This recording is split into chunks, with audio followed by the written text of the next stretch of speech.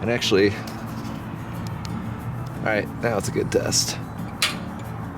Oh, that's gonna be awesome. What do you think, Mr. Goat?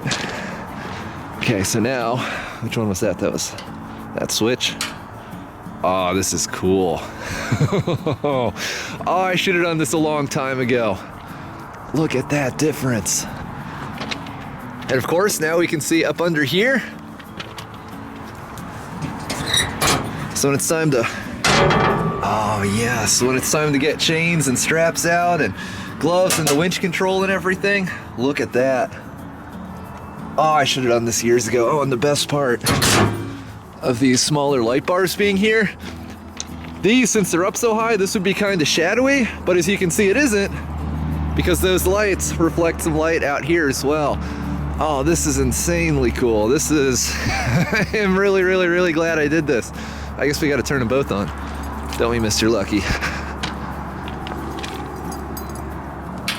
There. I should have done this a long time ago. This is everything I hoped it would be. So one thing I've learned is that one of the only constants in farming is you will forever be loading, unloading, and moving stuff after dark. And over the past, I don't know, 8 months or so since I bought this trailer, that's something I've found myself doing quite a bit of. And I got to thinking, and I was like, man, I should really stick some lights on this to make life that much easier. So essentially that's what we're gonna be doing today.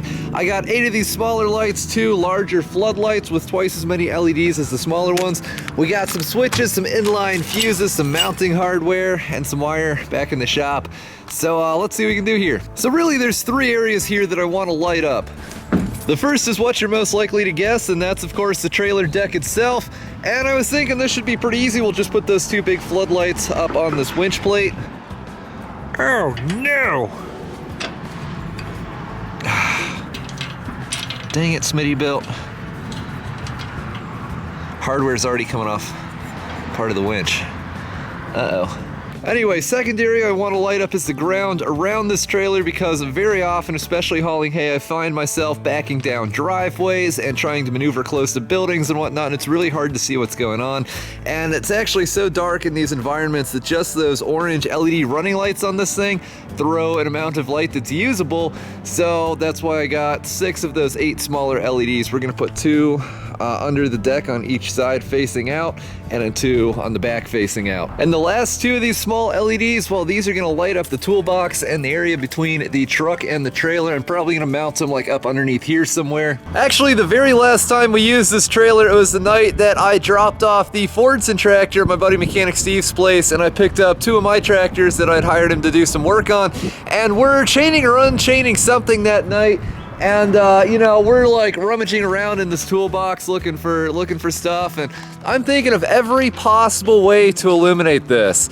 You know, I'm like, man, I should have brought someone with me, just, you know, have her hold the flashlight or something. You know, I should hire an apprentice for this. I should rearrange my entire schedule so we just do this when it's light outside. And I'm thinking of all these things, and one of Mechanic Steve's kids just goes, Chucky, you should put a light up here. And I'm like, I should. Honestly, it never crossed my mind. It's amazing how brains work sometimes. Yeah, so 2 of those there, 6 under the deck, 2 up top. All right, let's think about this. I need something that both of these will fit in, but it's still accessible in case these switches ever need to be replaced, yet at the same time it needs to be watertight, because obviously it's going on a trailer.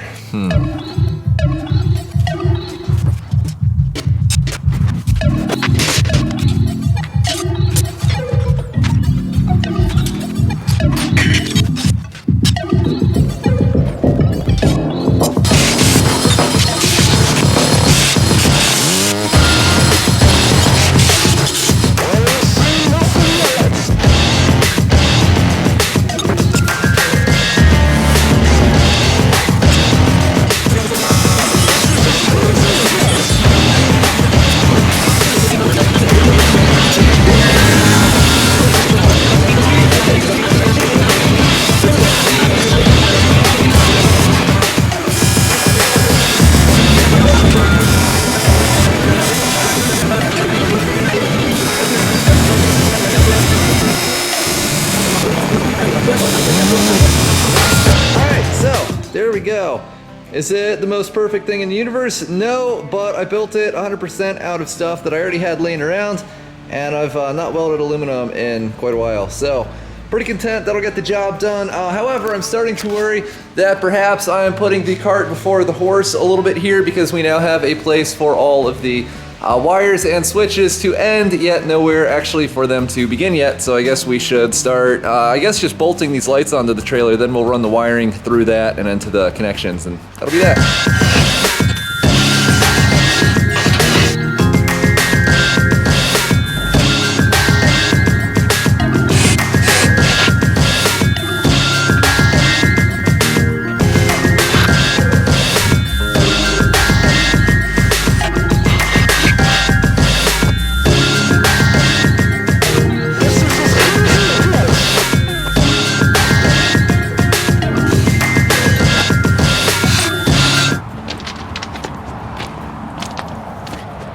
Alright dudes, we got the trailer, turned off the lights out here. This is the first real test of this. As you can see, the switch box, it's just on top of this tongue here, so it's really easy to just reach up and actually... Alright, now it's a good test. Oh, that's gonna be awesome. Alright, so the way I've got this set up, well, you guys saw there's one light here, another back there, and then one off the back, and this is replicated on the other side. So this is really cool. When the truck, you can't even see. When the truck is up that way, it's really easy to see exactly where these wheels are, so we'll know if they're like gonna fall in a ditch or something. And this is also nice walking around down here, because now I don't have to worry about falling in, you know, rabbit holes and stuff in the field. We can see back here pretty well. It's not the brightest thing in the universe. These are the smaller LED bars I put under here, but you have to keep in mind the fields where I work there, you know, it's far enough outside of town where literally just the marker lights on the trailer light up the whole area around it. So you gotta figure out there in the pitch black, this is gonna be like turning on the sun, and it's not that overpowering, is it, buddy? Hey look, it lights up the dog. And it's not that overpowering if I turn these on to back down someone's driveway and like a car comes down the road or something. That's not gonna be blinding drivers at all. All right, I like it. What do you think, Mr. Goat? Okay, so now, which one was that? That was that switch. Oh, this is cool. Oh, I should have done this a long time ago. Look at that difference. And of course, now we can see up under here. So when it's time to, oh yes, when it's time to get chains and straps out and gloves and the winch control and everything, look at that. Oh, I should have done this years ago. Oh, and the best part of these smaller light bars being here, these, since they're up so high, this would be kind of shadowy, but as you can see, it isn't, because those lights reflect some light out here as well. Oh, this is insanely cool. This is, I am really, really, really glad I did this. I guess we got to turn them both on, don't we, Mr. Lucky? There. All right, now, most of you guys have probably figured this out by now. These lights run off the battery, which is in that toolbox there. Normally, that's what powers the hydraulic tilt. It's got like a battery-powered hydraulic deal. And so I got that set up. It's pretty nice because it's, you know, I guess I can turn this on out here. It probably won't make it that much easier to hitch up, but this battery recharges anytime it's connected to the truck. So I've never, knock on wood, I've never actually run it down.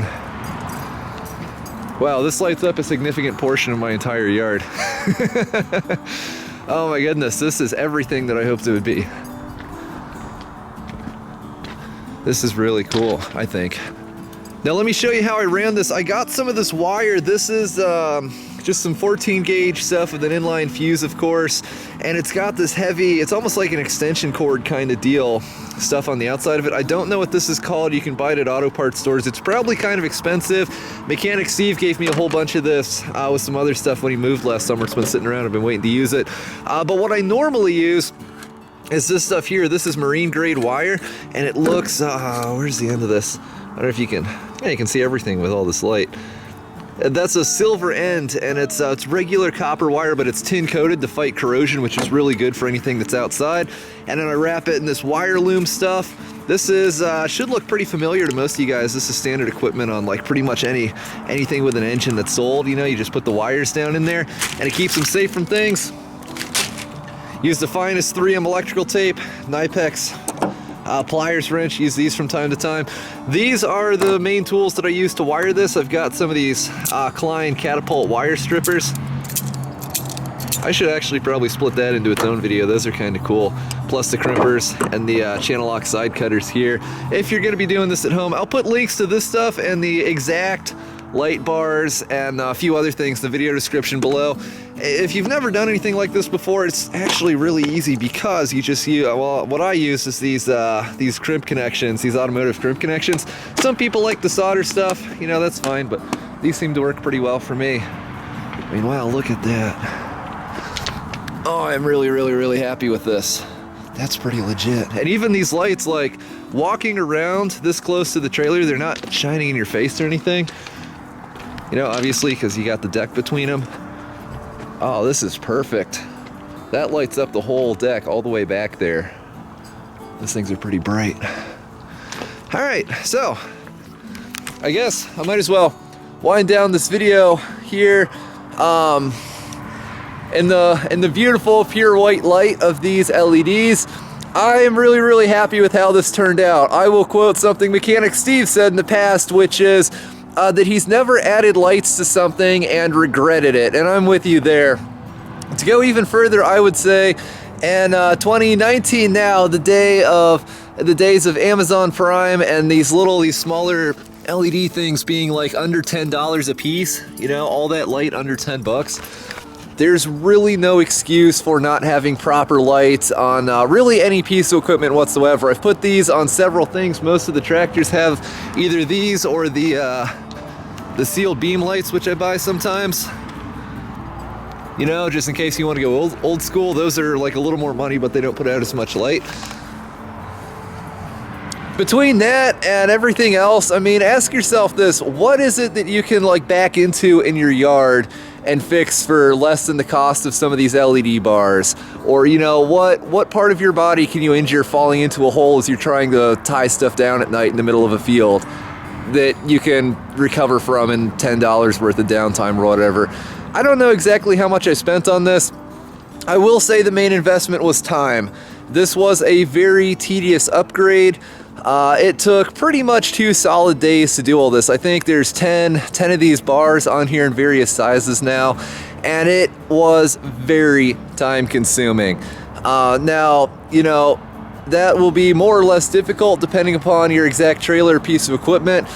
Something I had working against me on this is the fact this is a tilt deck, so there's like that whole second frame like on top of the main trailer frame, and I had to wire things so we're not pulling wires loose when we raise and lower it. That took some time, but it's nice because there's also the battery that runs the hydraulics, so I don't actually have to tie this into the trailer plug that plugs into the truck. So, you know, that was sort of convenient. Yeah. Wow, how about that?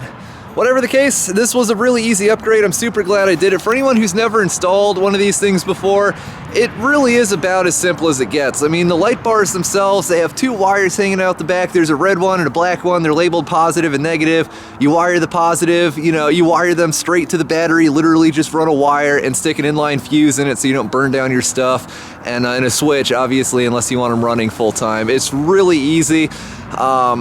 You know, and obviously I wrapped everything in some sort of protective coating so we don't have abrasion rubbing through on the wires and whatnot. Yeah, anyone can do this mod, highly recommended. Super happy with how this turned out. I will put some links in the video description below to all sorts of stuff that I use to completify this. I'm really happy with it. I wish I'd done this sooner. This would have been a lifesaver rescuing Mechanic Steve's tractor out there in East Texas, I don't know, a week or so ago, whenever we did that. Yeah, I should have done this a long time ago. This is everything I hoped it would be. So I'm super happy with this. I hope you've enjoyed these ramblings. I hope this inspires you to go stick some lights on your own stuff, and really could not be any happier with the way this turned out. So thanks for watching. Don't forget to rate, comment, and subscribe for more. All right, cool. Have a nice night, everyone. Cheers.